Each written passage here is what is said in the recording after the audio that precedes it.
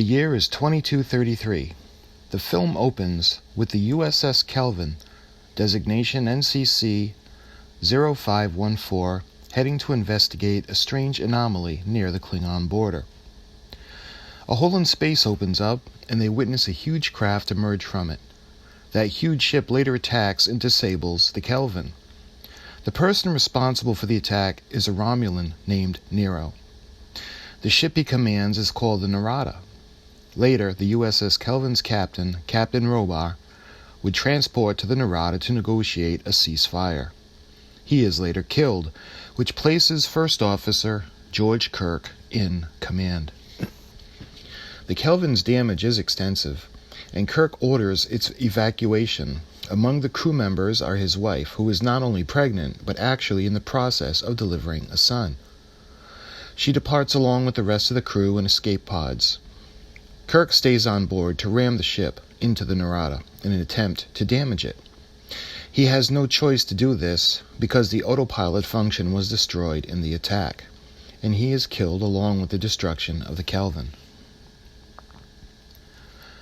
We are later introduced to James T. Kirk while he is in his adolescence.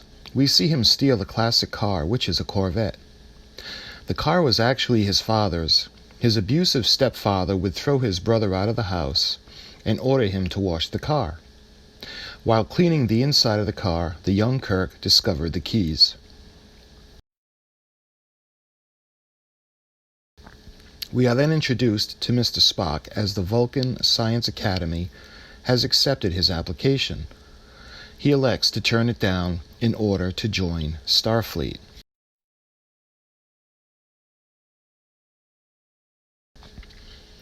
We are later introduced to Uhura as James Kirk tries to pick her up in a bar. Kirk later tries to hide as he is with her roommate, a green Orion girl, but is discovered and leaves the apartment. We later see Captain Christopher Pike as he persuades the young Kirk to join Starfleet to make something of his life and to honor his father.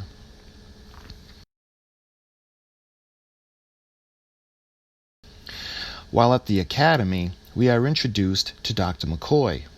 Kirk meets him while on the transport vessel. James Kirk later takes the Kobayashi Maru. He tampered with the programming which allowed him to fire and destroy on the Klingon cruisers in the simulation. He does this in a program that he attaches to a message to his Orion girlfriend. He asks her to open a message specifically at 3 o'clock. In doing so, she releases the program which would change the conditions of the test and allow him to destroy the Klingon battle cruisers and pass the test. When Kirk was being reprimanded for his actions during the Kobayashi Maru, the proceedings are interrupted by a distress call from Vulcan. Starfleet dispatches a fleet to help fight the intruder, which is attacking the planet Vulcan. Captain Pike takes the USS Enterprise, and we are introduced to Akara Sulu as he takes the helm in place of a sick crewman. He temporarily forgets procedure, preventing the Enterprise from going to warp, but Mr. Spock helps him rectify the problem. Vulcan is under attack by the Romulan ship Narada, who was responsible for the destruction of the USS Kelvin years earlier. The Narada destroys the fleet sent to help Vulcan and drills deep into the planet Vulcan with a destructive beam which is tearing the planet up. This huge ship was so equipped because it actually is a mining vessel. With the rest of the fleet gone, Captain Pike surrenders to Nero, who is commanding the Narada. He beams over to it and leaves Mr. Spock in temporary command. Mr. Spock then promotes James Kirk to first officer. Kirk, Sulu, and Olsen tried to incapacitate the beam, ripping apart the planet by jumping down onto it. They were able to sabotage it. They do manage to damage the drill enough to stop it, but the damage had already been done, and the planet Vulcan is ultimately destroyed as the red matter is inserted deep into the planet, creating an artificial black hole which consumes the planet. James Kirk is later exiled as he would attempt what would be described as trying to start a mutiny aboard ship. Spock orders the Enterprise to rendezvous with the fleet while Kirk wanted to pursue the Narada in order to save Captain Pike. While on the planet he was exiled on, he meets the Prime Time Line Mr. Spock, which would come from the future. This part is played by the legendary Leonard Nimoy. He mind melds with Kirk and informs him that both he and Nero are in fact from the future. A black hole, which was created artificially in an attempt to save Romulus, was unsuccessful, and as revenge for his loss of his own homeworld, Nero marooned Spock on the planet he was on in order to watch the same thing happen to his homeworld planet of Vulcan. We are later introduced to Miss Montgomery Scott as future Spock and Kirk find him in an outpost on the planet. He helps Kirk get back to the Enterprise after Spock gives him a formula to transport people to a ship while the ship is in warp mode. Kirk is returned to the Enterprise along with Mr. Spock. They mount a successful rescue to save Captain Pike, who is on the Narada. Kirk assumes command after proving that Mr. Spock of the Kelvin Time Line is incapable of command due to his personal distress. The witnessing of his homeworld being destroyed and the death of his mother have him in personal peril. The Narada would ultimately be destroyed by an artificial black hole created by the Kelvin Time Line Mr. Spock, and he is helped by the future Mr. Spock, who gives him the instructions. He uses the red matter, which ignites upon the small craft's destruction as it collides with the Narada. The creation of the black hole would also draw the Enterprise into it, but it was saved by ejecting the cores which exploded, pushing the Enterprise forward to help it escape the gravitational pulls. With Earth saved, Captain Christopher Pike is promoted to Admiral. James Kirk is promoted to Captain, and he, Spock, and Mr. Scott stay on the Enterprise. Mr. Scott is made head engineer. Introduced to Kirk, Spock, Scotty, Sulu, Dr. McCoy, and Mr. Chekhov, we meet the crew that would embark on its famous 5-year mission. Coming off of his success from the 2009 franchise reboot, J.J. Abrams would return to direct. Star Trek Into Darkness opens on a planet called Nibiru, which is a Class M planet that the Enterprise was sent to monitor. Captain Kirk and Dr. McCoy are being chased through the woods by the native peoples. The shuttlecraft is in a volcano nearby. Mr. Spock is lowered with a detonation device designed to render the volcano neutral. Kirk and McCoy escape to the coastline after Kirk puts up what appears to be a sacred scroll stopping the natives, as they appear to stop and worship this piece of paper. The shuttlecraft is unable to stay in the volcano and heads back to the Enterprise after dropping off Mr. Spock. Kirk decides that the safety of Mr. Spock warrants the breaking of the Prime Directive. He then takes the Enterprise out of hiding in the ocean and heads to the volcano. Mr. Spock is saved, the device is detonated, and the volcano is rendered neutral. Later, in the year 2259 in London, we see a concerned couple worrying over a very sick little girl.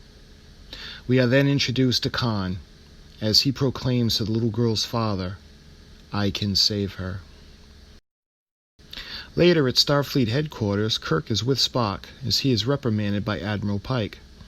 Kirk had lied on his log in order to save Mr. Spock, and was angry when Spock was brutally honest in his report, essentially hanging Kirk out to dry. Admiral Pike informs Kirk that he is taking command of the Enterprise away from him, citing that he is not ready for the responsibility. While Kirk is sitting in a bar, Admiral Pike joins him and informs him that he himself will assume command of the Enterprise, and Kirk will be kept on to serve as his first officer. Mr. Spock will be transferred to the USS Bradbury. Admiral Pike is then ordered to report back to headquarters. He takes Kirk with him. Headquarters would be attacked by a flying craft. Kirk would see the pilot while he was in the process of disabling the craft with a fire hose. The pilot would then disappear as the craft would fall to its destruction. Admiral Pike would ultimately die in Mr. Spock's arms. He does mind meld with him before he dies. Kirk is visibly upset as Pike was his mentor and got him into Starfleet. Upon inspection of the destroyed attacking craft, Mr. Scott would find a transwarping beam device in the wreckage. They were able to trace the signal out to Kronos, the Klingon homeworld. Admiral Marcus would then reinstate Kirk as captain of the Enterprise. Kirk requests that Spock is returned as first officer, and his request is granted. Admiral Marcus gives the Enterprise a new mission, which is to go after John Harrison, the terrorist. They are to proceed to the edge of the Klingon neutral zone. They will use new top-secret photon torpedoes which will be loaded onto the Enterprise. Mr. Scott would not approve due to the safety reasons, and they would be shielded from scans of any kind. He resigned rather than signing for them. Dr. Carol Marcus, who is in fact Admiral Marcus's daughter, would board the Enterprise under false pretense as a science officer. She wanted to pursue the tubes. She was suspicious of them and wanted to keep an eye on them. Once at the destination, Kirk, Spock, and Uhura would head a landing party which would take a shuttlecraft to the surface of Kronos to search for John Harrison. They would be discovered by a Klingon D4-class ship and would be attacked. They would later be surrounded by 4 of these ships and captured as a result. The Klingons themselves would later be attacked, which would help allow Kirk, Spock, and Uhura to escape. With the Klingons disabled, the attacker appeared to be one man. He immediately inquired about the tubes. Kirk informed him that 72 of them were taken aboard ship. Upon hearing this, the man immediately surrendered. He was brought back to the Enterprise and put into the brig. Upon interrogation, he gave Kirk the coordinates 2, 3, 1, 7, 4, 6, 1, 1. He then suggests that Kirk opens one of the tubes to learn more. Spock informs Kirk that Marcus is the Admiral's daughter and boarded the ship under false pretense. She has knowledge of the tubes and takes a shuttlecraft to the planet along with Dr. McCoy to attempt opening a tube in a safe environment. The tube is ultimately discovered to contain a humanoid being, which has been cryogenically frozen. We later see Mr. Scott, who has been since reassigned, delivering items to a project near Saturn. We later find that this is in fact the construction of the USS Vengeance. Kirk learns that John Harrison is a fictitious name. The man's name is in fact Khan. He was revived to help Admiral Marcus in creating both warriors and warships superior to any enemy Starfleet would face. Admiral Marcus had a vision of a highly militarized Starfleet. Kirk also learns that the Enterprise warp failure would be a result of Admiral Marcus's attempt to start a war with the Klingon Empire. He had sabotaged the Enterprise and hoped it would be attacked by the Klingons and destroyed, which would start a war between the Federation and the Klingon Empire. Khan would also inform Kirk that the tubes in fact have his cryogenically frozen crew members in them. Mr. Chekhov would take over for Mr. Scott in engineering. He would ultimately get the warp drive back online. The Enterprise would then be contacted by the USS Vengeance, which would be commanded by Admiral Marcus himself. He would demand the prisoner to be transferred to his ship. Kirk informs the Admiral that he intends to take Khan back to Earth so that he and his crew will stand a fair trial. Admiral Marcus says that they had already been tried and sentenced to death, and demands Kirk give him the location and orders the lowering of the Enterprise's shields so he can beam them to the Vengeance. The Enterprise goes to warp and attempt to escape. They head back to Earth. While at warp, Carol Marcus informs Kirk of the power of the Vengeance as well as her new capabilities. The Enterprise is overtaken by the Vengeance, and while still in warp, is attacked. The Enterprise is overmatched by the Vengeance and is rendered immobile. In order to stop the attack, Carol Marcus speaks to the Admiral, who is unaware she was on the ship. He does beam her to the Vengeance against her will, He then informs Kirk that he never intended to spare his ship or his crew and prepares to destroy the Enterprise. Before firing the weapons, all the systems on the Vengeance power down, disabling the ship. It was learned that Mr. Scott was aboard her and sabotaged the ship in order to save the Enterprise. He then requests to be beamed over to the Enterprise. The Vengeance is only temporarily disabled, so Kirk puts Spock in command and takes Khan to the Vengeance in an attempt to capture it before it is able to destroy the Enterprise. Kirk and Khan would launch themselves from the Enterprise hatchway and use rocket-powered propulsion spacesuits to hit a hatchway opening on the Vengeance. Later on, Dr. McCoy would discover that Khan's cells would regenerate dead tissue, as a tribble had started to move that had previously died, after being injected with Khan's cells. Later, Mr. Spock would speak to the prime-time Mr. Spock, played by legendary actor Leonard Nimoy. Without divulging any information from the prime timeline, Spock would inform the Kelvin Time Line Spock that Khan Noonien Singh was a vicious criminal and would not hesitate in any way to kill the entire crew of the Enterprise or anyone else that got in his way. Khan, Scotty, and Kirk make their way to the bridge. Kirk tells Mr. Scott to stun Khan as soon as the bridge is taken. The three of them overtake the bridge and Kirk places Admiral Marcus under arrest. Mr. Scott stuns Khan. Kirk lets the Enterprise know that the Vengeance is secure and the Admiral is under arrest. Then Khan wakes up and overtakes Kirk and Mr. Scott. He then proceeds to kill Admiral Marcus by crushing his skull. Once in control, Khan demands that the Enterprise beams over the tubes containing his crew, or he will kill everyone on board the Enterprise. Spock complies and lowers the shields. Khan then beams the tubes to the Vengeance. Before they were beamed over, however, Mr. Spock armed the torpedo heads while Dr. McCoy put the crew into a new stasis, each one into new tubes. Khan beams Kirk, Spock, and Dr. Marcus back to the Enterprise so they could die with their crewmates. The torpedoes explode aboard the Vengeance, disabling it. But since both ships had been damaged severely, they both start to fall into Earth's orbit. Convinced that the Enterprise would not be saved, Spock gives the abandoned ship order. Kirk and Scott are on board and head to engineering to realign the core. Mr. Chekhov would flip the switch to manual override. The core would be surrounded with deadly radiation and it was dangerous. Kirk would eventually be able to kick the core back into alignment and the engines would restart. In a scene taken from Star Trek II, The Wrath of Khan, Mr. Scott would inform Mr. Spock that he needed to get to the engineering as quickly as possible. Once down there, Spock found Kirk in a flooded compartment and informed him that he had saved the ship. They professed their friendship for each other, and Captain Kirk eventually passes away.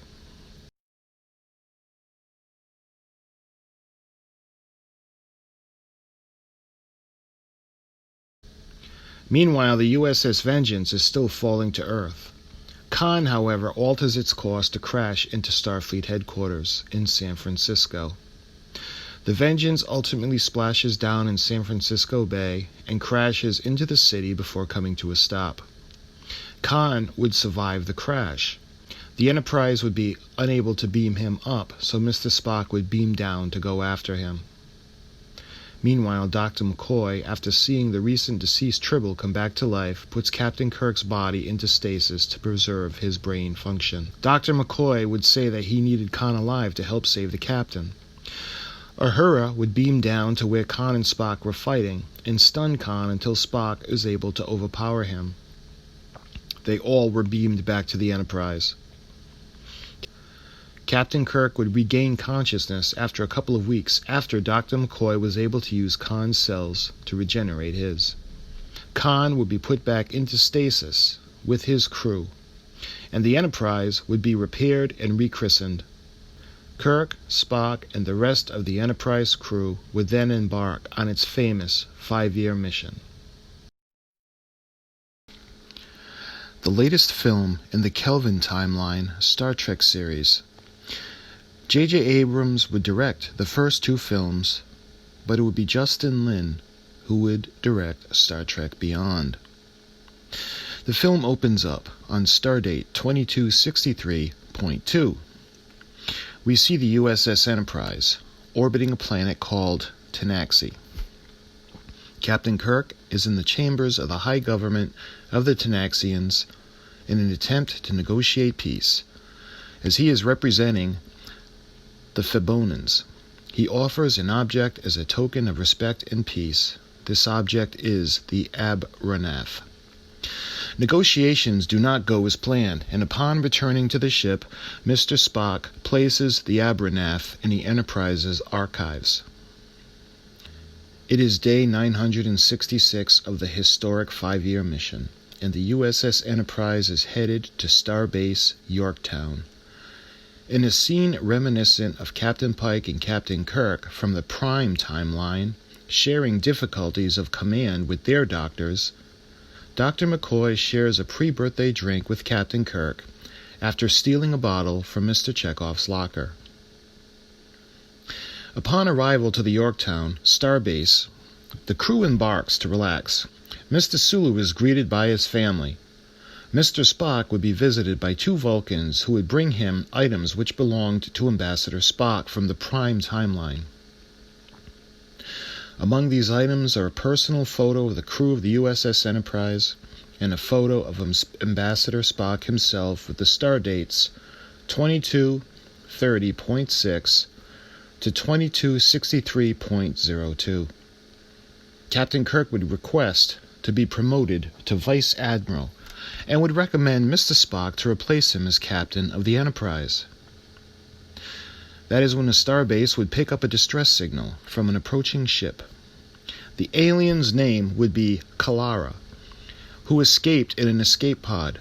She would ask for help in rescuing her crew, which was beyond the nebula. The Enterprise would leave to help her and travel into uncharted space. The Enterprise would later arrive at the planet Altamid, which is a Class M planet. They would then encounter an alien ship. The ship would jam their scans and offer no communication. The ship would then break into many tiny pods, which would travel as a swarm. They would then swarm the Enterprise, attacking and cause great damage. The Enterprise would be disabled. Her nacelles would be cut off at the bottom of the nacelle pylons, separating them from the secondary hull. The warp drive would be inoperable as a result. There would also be many hull breaches throughout the ship. And once fully disabled, the aliens would then start to invade the ship. We are then introduced to Krall, who is their leader. He is searching for the artifact called the Abranaf. This was the artifact that Kirk attempted to give as a peace offering from the Febonans. Mr. Scott restored the impulse drive. The Enterprise would attempt to escape back to the nebula. The attack would continue, however. The swarm would then attack the saucer pylon and cut the ship in half, separating the primary and secondary hulls. The impulse drive would not work as long as the saucer pylon was still connected, and the primary hull would be connected to what remained of the saucer pylon. Kirk and Uhura would manage to separate the sections and restore the impulse drive. Kirk had given the abandoned ship order, and most of the crew would leave in pods. But the pods would also be captured by Krall, capturing the crew. Ultimately, the saucer section would be hopelessly caught in Altamid's gravity, and even Kirk would leave in an escape pod with the remaining crew members. The saucer section would then fall into the atmosphere and crash onto the planet's surface. The swarm that followed the saucer section would be burned up in the atmosphere. Uhura and the rest of the captured crew would be interrogated by Krall, who wanted Captain Kirk. Uhura would inform Krall that his attack was an act of war against the Federation. Krall would snap back that the United Federation of Planets in itself was an act of war, and he would ultimately recover the Abranaf. Kirk, Mr. Chekhov, Mr. Spock, Dr. McCoy, and Mr. Scott all land on the planet in their escape pods. Upon landing, they immediately begin to search for each other. Captain Kirk and Mr. Chekhov searched for the primary hull of the Enterprise. They would later be attacked by Krall's soldiers. They would find a saucer section and be able to use the thrusters to help them escape. The alien Kalara would be killed in their escape.